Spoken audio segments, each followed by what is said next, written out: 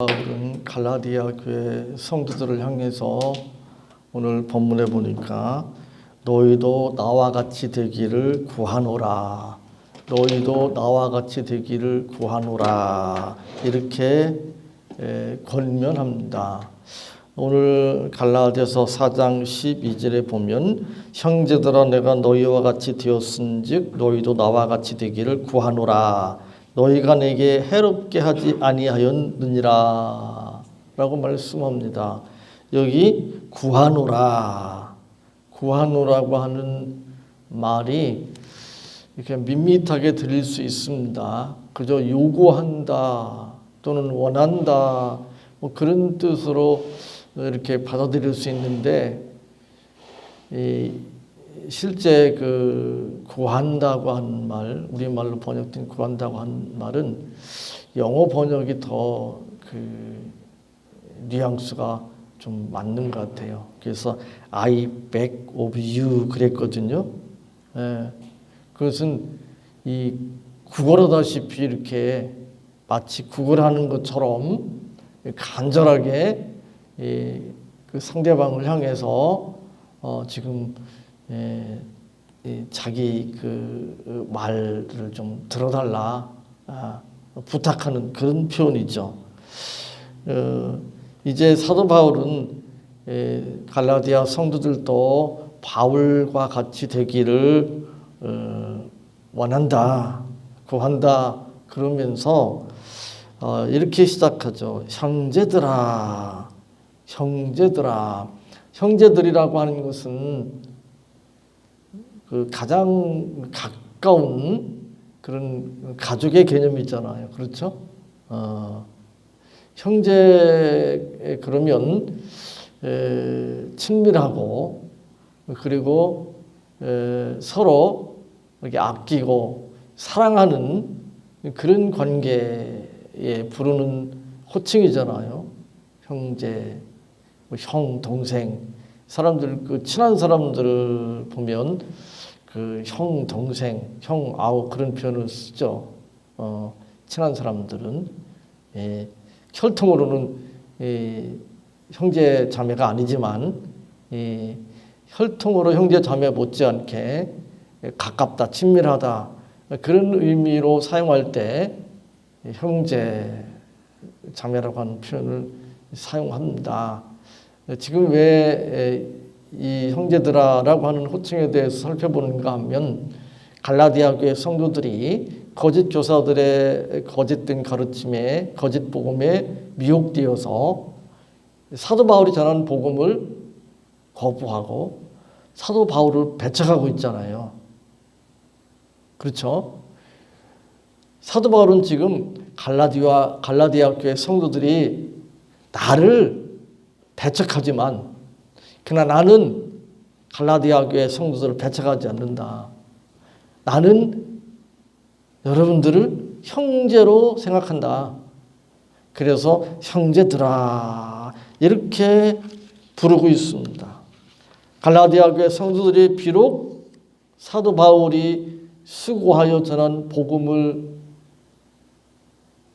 버리고 심지어 사도 바울을 배척하는 상황에 있을지라도 자신은 그렇지 않다. 자신은 여전히 갈라디아 교회 성도들을 사랑한다 라고 하는 표현을 담고 있습니다. 또 이렇게 표현합니다. 내가 너희와 같이 되었은즉 갈라디아 교회 성도들을 향해서 나와 같이 되기를 원한다고 그랬는데 구한다고 그랬는데 그 말을 하기 전에 무슨 표현을 쓰는가 하면 내가 너희와 같이 되었은즉 내가 너희와 같이 되었은즉 그렇게 표현합니다. 그 말은 바울이 갈라디아 성도들에게 맞추려고 그들에게 다정하게 대하려고 그들에게 어떻게든지 이렇게 좀 친밀하게 가깝게 그렇게 대하려고 했다는 거죠. 그렇게 갈라디아 교회 성도들에게 바울이 한 것처럼 갈라디아 교회 성도들도 자기에게 그렇게 해주기를 원한다. 이렇게 말씀합니다. 그러면서 또 이런 말을 덧붙입니다. 너희가 내게 해롭게 하지 아니하였느니라.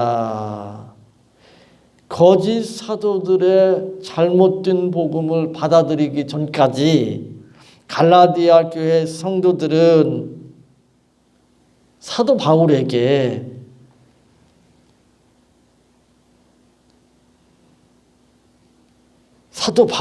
해롭게 하지 아니했다는 거죠.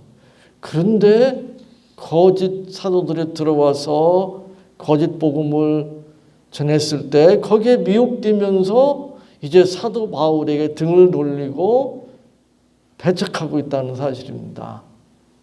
너희들이 전에는 나에게 해롭게 하지 않았는데 왜 지금 그러느냐 라고 지금 사도 바울은 갈라디아 교회 성도들에게 거짓된 복음을 받아들이기 전에 갈라디아 교회 성도들이 사도 바울에 대해서 어떻게 대했는지를 이제 그 다음 구절부터 구체적으로 열거하고 있습니다.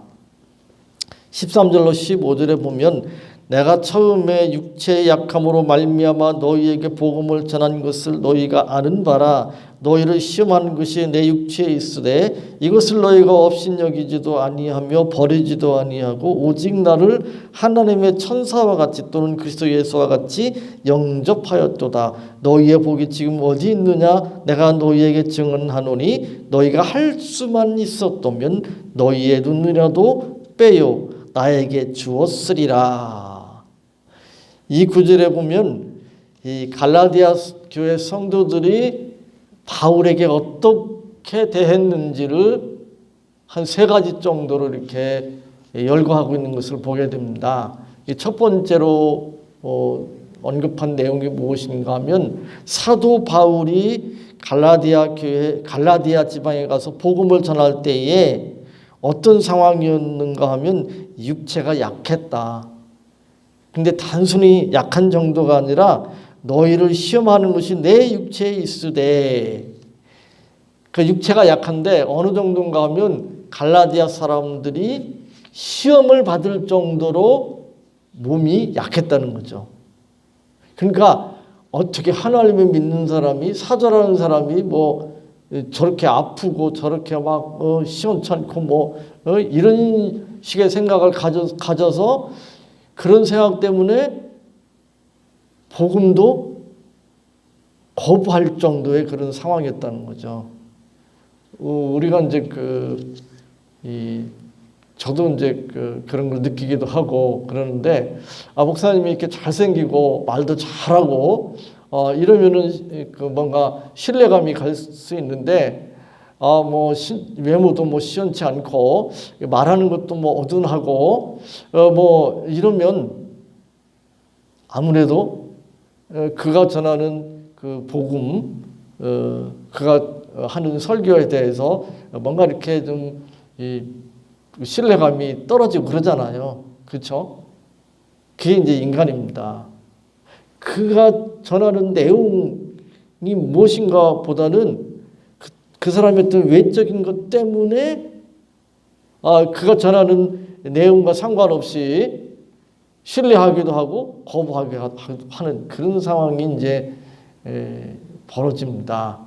지금 사도 바울은 어떤 상황인가 하면 그의 그 외적인 것 때문에 그 약함 때문에 뭐 질병이라고도 말할 수 있을 것입니다. 이 갈라디아 지방에 가서 복음 전할 때에 그 복음을 듣는 사람들이 시험거리가 될 정도였다는 거죠. 그러니까 어느 정도였을지 구체적으로 말하지는 않지만 우리가 이제 다른 곳에서 보면 심각한 육체적인 질병을 가지고 있었던 것으로 이렇게 전해집니다. 성경이 구체적으로 표현은 안 했지만 뭐 어떤 사람은 뭐 간질병이었을 거다 그러고, 뭐 어떤 사람은 무슨 결핵 같은 그런 질병이었을 것이라고도 그러고, 뭐 여러 가지 설이 있는데, 뭐 생각해 보세요. 제가 결핵에 걸려가지고 콜록콜록 하는데 예수 믿으세요. 그러고 있으면, 예? 간질병이 있어가지고 갑자기 쓰러져가지고 막 거품을 물고 이러고 있다면, 그잖아요. 이 코로나 뭐 이제 6월 1일자로 정식 뭐 선언됐는데, 코로나 시기에 이제 그런 느낌이 많이 들더라고요. 코로나가 걸렸지 않지만 기침이 나오잖아요. 그러면 다른 사람이 나를 또 어떻게 생각할까 이런 생각이 들고, 또 다른 사람이 콜록콜록 그러면은 괜히 이렇게 좀 가까이 하고 싶지 않은 그런 걸 좀 느껴봤을 겁니다. 예. 그러니까 사도 바울이 그런 상황이잖아요. 사람들이 아이고 그러고 싶은 상황인데, 그럼에도 불구하고 갈라디아 성도들은 사도 바울이 그런 상황 가운데서 있어서 그 복음을 받아들이는데 시험거리가 될 정도였는데도 불구하고 받아들였다는 것이죠. 그 정도라면 참 감사한 일이잖아요. 업신여길 수 있고 혐오감을 가질 수 있고, 그래서 이렇게 자꾸 멀리 하려고 하고 듣지 않으려고 하고 그럴 정도였는데도 불구하고 받아들였습니다. 정말 감사한 일이죠.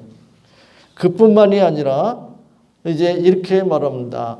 사도 바울을 천사처럼, 심지어 예수님처럼 바울을 받아들였다는 거예요. 영접했다는 거예요. 이건 뭐 최상의 표현이라고 말할 수 있을 것입니다. 정말 황성하죠. 뭐 저도 목회를 하고 그 전에도 뭐 교회에서 봉사하고, 뭐 주로 이제 중고등부나 청년대학부 주로 이 설교, 성경 공부 뭐 그런 거 인도하고, 뭐 학교에서 선생님들이나 학생들 모아서 성경 공부도 하고 뭐 그런 일들을 쭉 해왔는데,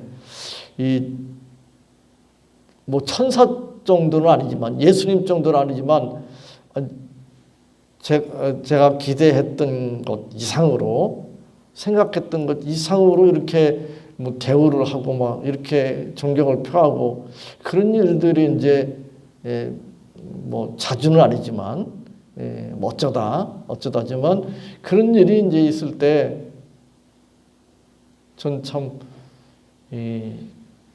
그 감격스럽고 뭐 감사하고, 내가 뭔데, 그런 생각을 들더라고요.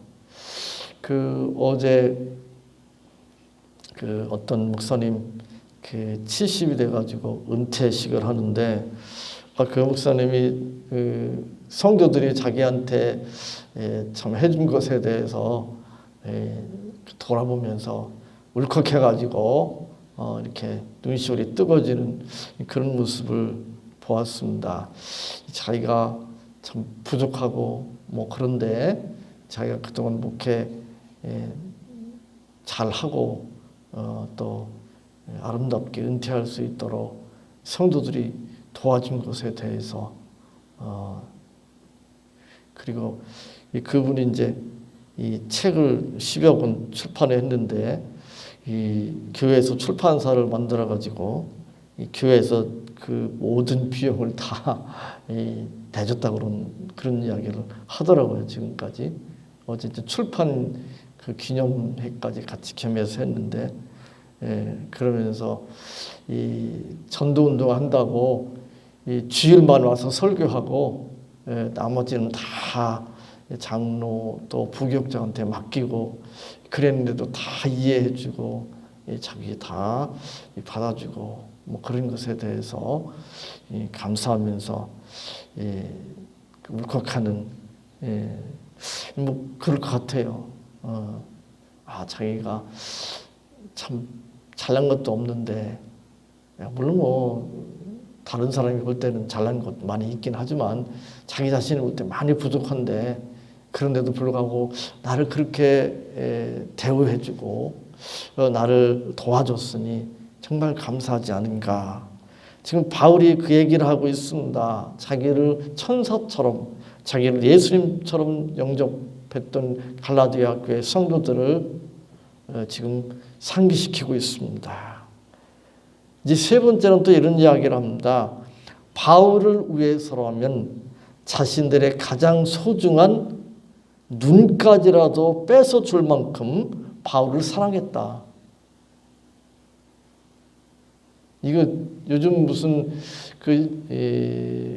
뭐 눈도 그렇고 신장도 그렇고 뭐 신체 일부 망가져가지고 도저히 사용할 수 없을 경우에 다른 사람의 그 신체 일부를 장기 일부를 이렇게 이식하는 수술들을 이렇게 하고 그러잖아요. 그럴 때 무슨 많은 돈을 받고 자기 경제적인 이유 때문에 파는 사람도 있지만 그거 말고 다른 사람한테 내 신장 하나를 떼어준다. 이게 쉬운 이야기 아니잖아요.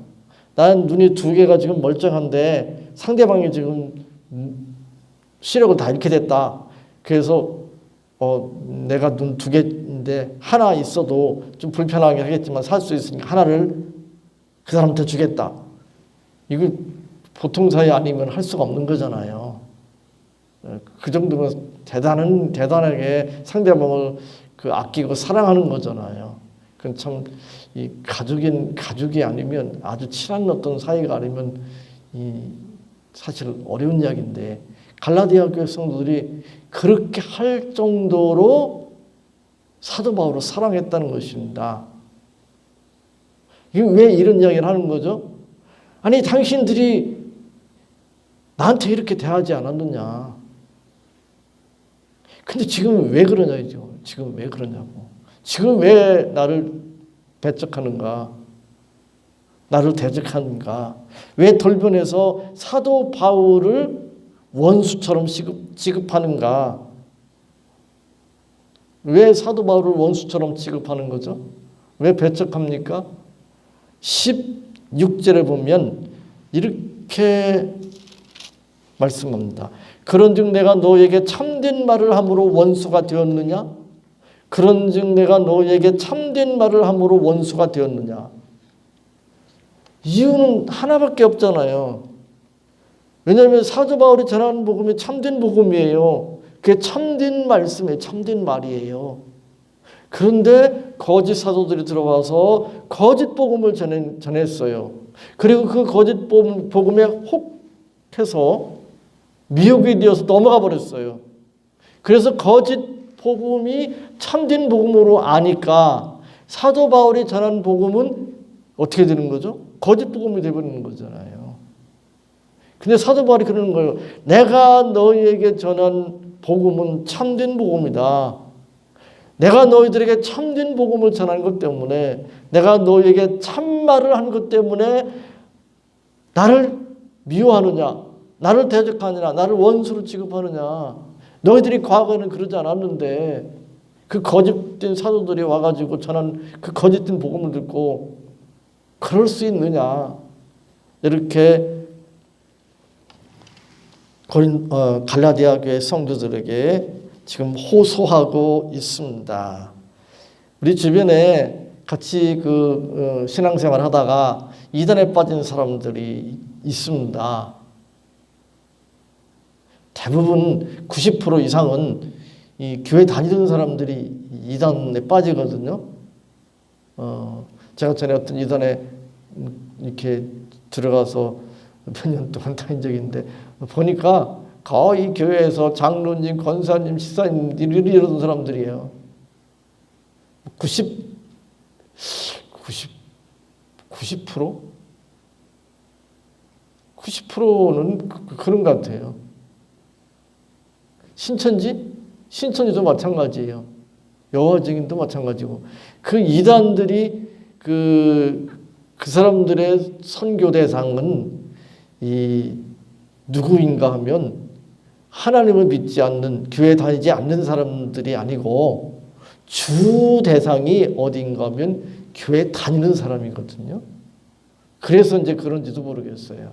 근데 그 사람들이 이제 이단에 빠지잖아요. 그러면 돌변하잖아요. 아, 목사님 하고 했던 성도가, 집사가, 권사가, 아, 목사님 존경해요. 뭐 어쩌고 하고, 뭐, 목사님을 그냥 천사처럼, 예수님처럼 이렇게 대접하고 했던 사람들이 이단에 빠지면 돌변합니다. 그래서 목사님이고, 뭐 교회 성도들이고 다 어떻게 합니까? 완전히 이제 대적이 되는 거죠. 원수가 되는 거죠. 지금 갈라디아 교회 성도들이 그렇게 됐다는 사실입니다. 정말 가슴 아픈 일입니다. 그리고 지금 이제 사도 바울이 말을 아주 조심스럽게 이제 이야기하잖아요. 그게 왜냐하면 잘못되었어. 너희들이 지금 신천지에서 가르치는 그거 잘못된 거야. 통일교회에서 가르치는 그거 잘못된 거야. 그러면 거기에 빠진 신자들이 어떻게 합니까? 분노합니다. 분노해요. 왜 분노할까요? 왜 분노할 것 같아요? 자기가 판단자라고 생각하는 거예요. 자기가 판단을 해서 당신들이 다니는 교회 목사님이 하는 설교하고 신천지에서 가르치는 거 내용을 내가 잘 이렇게 비교해 보니까 너희 목사님이나 너희 교회에서 가르치는 건 그건 엉터리야. 내가 볼 땐 신천지에서 가르치는 것이 맞아. 그게 진리야. 그렇게 내가 판단해서 신천지에 다니는 거야. 이거잖아요. 자기가 판단할 수 있다는 거예요. 자기가. 인간에게는 그런 게 있는 거예요. 이건 신앙 문제 떠나서 다른 것도 마찬가지예요. 우리가 자녀들이라든지 또 남편과 아내, 부부 간에도 그렇고 또 같이 교제하는 사람들, 직장 동료들이나 이웃들 이렇게 살 때 내가 볼 때는 저렇게 하면 안 되는데 저건 잘못된 건데 그래가지고 얘기를 하잖아요. 그러면 기분 나빠합니다. 분노합니다. 왜요? 야, 웃기지 마. 나도 다 생각이 있고 나도 다 판단이 있어. 왜 그래? 자존심 상해서. 자존심. 어떤 교회는 그 사람 얘기하니까 내가 잘못된 것 같은데 저 사람 하는 얘기가 맞는데 그래도 안 받아들입니다. 자존심 때문에. 그 정도거든요. 그러니까 지금 갈라디아 교회 성도들에게 지금 사도 바울이 이야기하는데 이게 만만치 않잖아요. 그 사람들 자존심도 있을 거네요. 나도 내 나름대로 생각이 있고 판단이 있어서 그거 받아들인 거야. 그리고 당신 전하는 거 배척하는 거야. 너만 잘났어. 나도 잘났어. 뭐 이런 식이잖아요.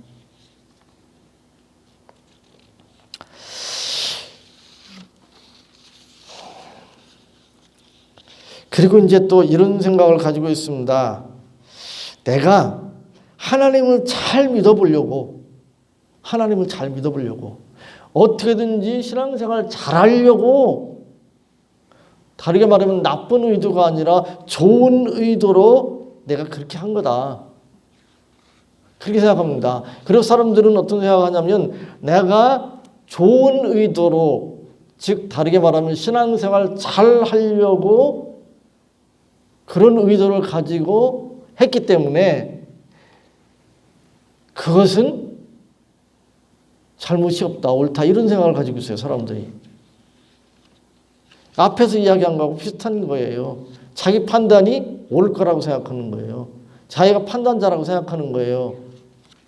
그래서 다른 사람 이야기 안 들어요. 다른 사람 이야기면 막 자존심 상해가지고 막 분노해요. 그리고 나도 그거 잘 믿으려고 바르게 믿으려고 한 거야. 그래서 자기의 그 잘못에 대해서 인정하지 않으려고 그럽니다. 물론 갈라디아 교회 성들이 자기들도 잘 믿으려고 그런 의도를 가지고 거짓된 복음을 듣고 그걸 받아들였겠죠.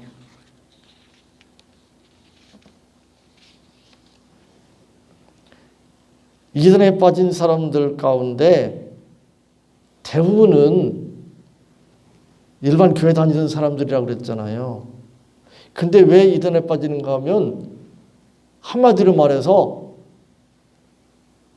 잘 믿으려고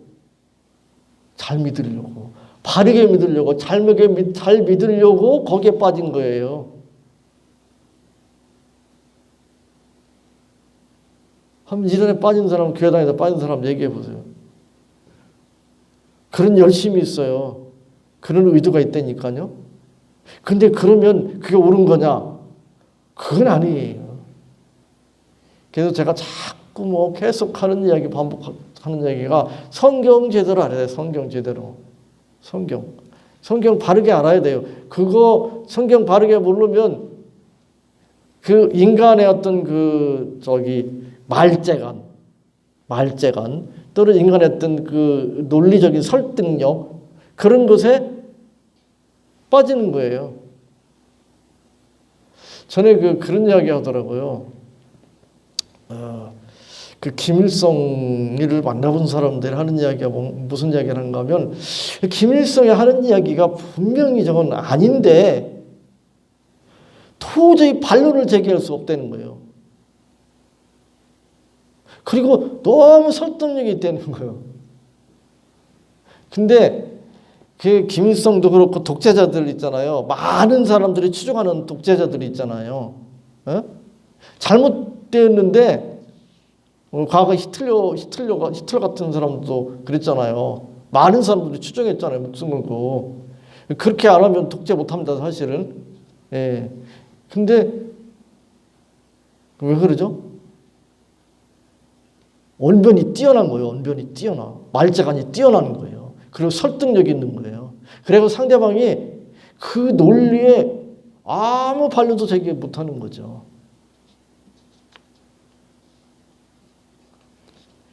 자기가 지금 안 되는 거예요. 지금 그런 논리에 대해서 뭐가 잘못됐는지를 반론을 제기할 수 없는 수준밖에 안 되는 거예요. 그래서 거기에 설득된 거예요. 그런데 야 그거 아니야 라고 얘기하면 기분 나빠하는 거예요. 또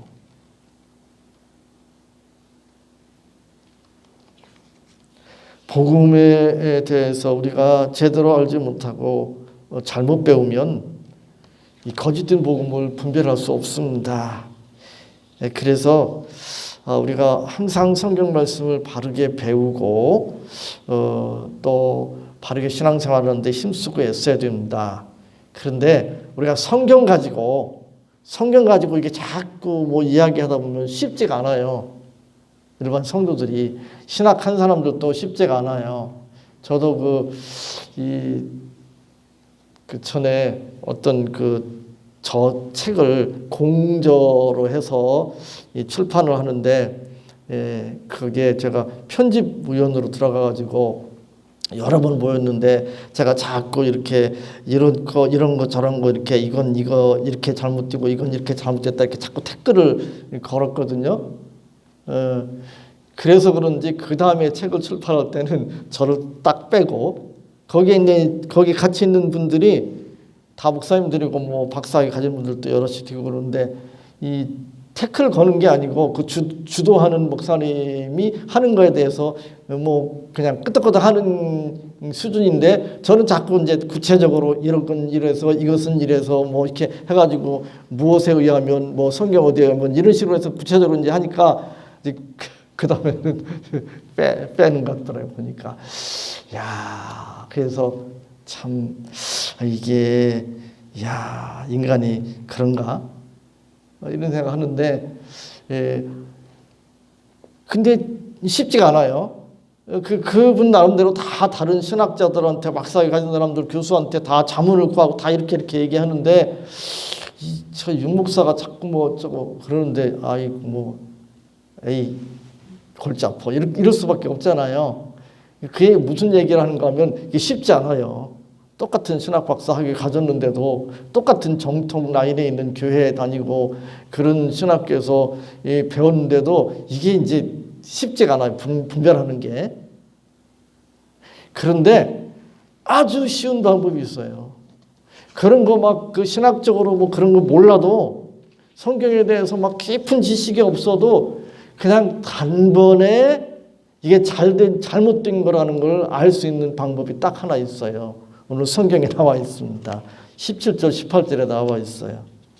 17절 18절 그들이 너희에게 대하여 열심내는 것은 좋은 뜻이 아니요 오직 너희를 이간시켜 너희로 그들에게 대하여 열심을 내게 하려 함이라. 좋은 일에 대하여 열심으로 사모함을 받음은 내가 너희를 대하였을 때뿐 아니라 언제든지 좋으니라.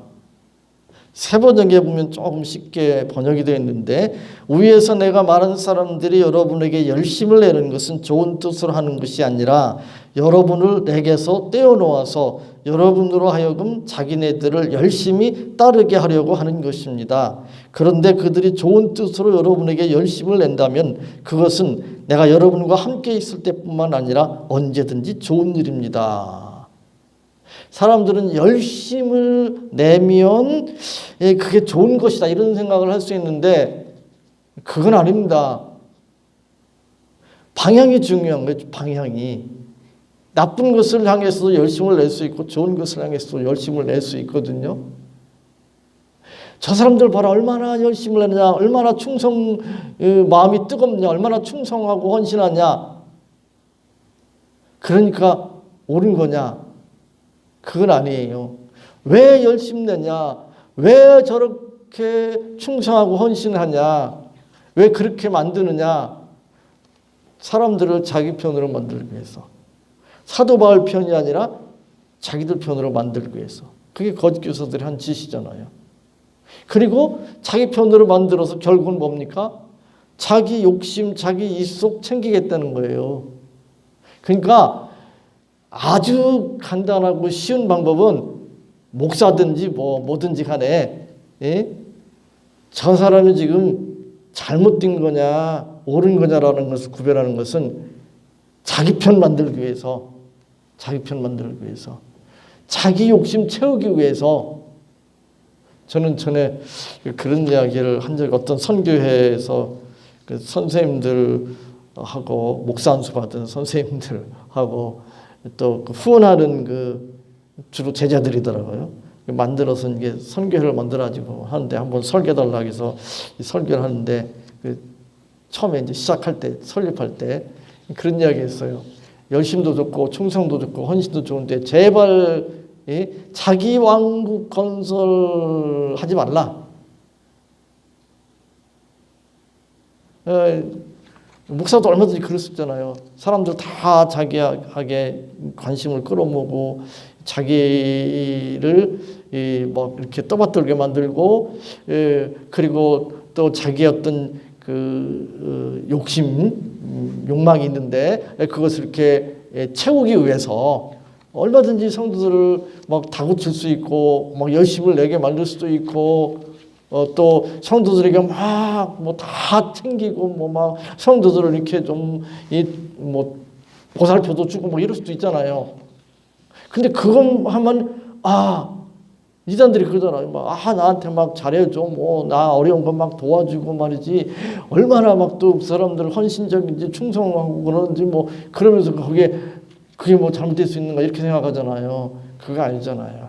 그러니까 교주가 뭐 이게 보면 알잖아요. 자기들 뭐 큰창문장 쓰고 막 그 JMS도 보니까 무슨 그 정조원인지 보니까 뭐 무슨 뭐 1억 9천짜리 뭐 시계 차고 다니고 뭐 옷도 뭐 그 비싼 거 하고 뭐 다 보면 저거 아니다. 그거 아니에요.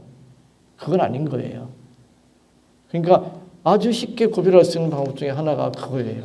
그래서 여러분들이 그렇게 한번 구별할 필요가 있어요. 이제 이렇게 말합니다.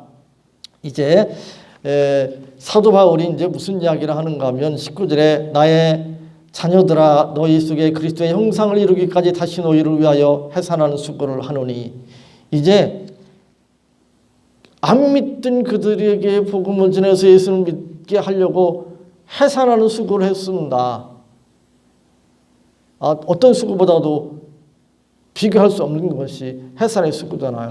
이제 이단이라고 말할 수 있습니다. 이단이라고 말하면 거짓 복음에 빠져 있습니다. 그들을 되돌려서 그들이 그리스도의 형상을 이루기까지 그들의 믿음이 성장하고 성숙하기까지 이제 그들을 인도해야 된다고 사도 바울은 지금 생각하고 있습니다. 그건 쉬운 일이 아닙니다. 뭐가 필요해요? 해산의 수고가 필요합니다. 근데 그럼에도 불구하고 사실은 그냥 포기하고 다른 사람한테 복음 전할 수도 있습니다. 근데 포기할 수 없다는 거예요. 내가 해산하는 수고를 하더라도 여러분들이 잘못된 그 거짓 복음에서 나와서 예수님을 제대로 믿고 여러분들이 신앙이 자라고 성숙해서 그리스도의 형상에 이르기까지 나는 해산의 수고를 하겠다. 그러면서 이제 갈라디아 교회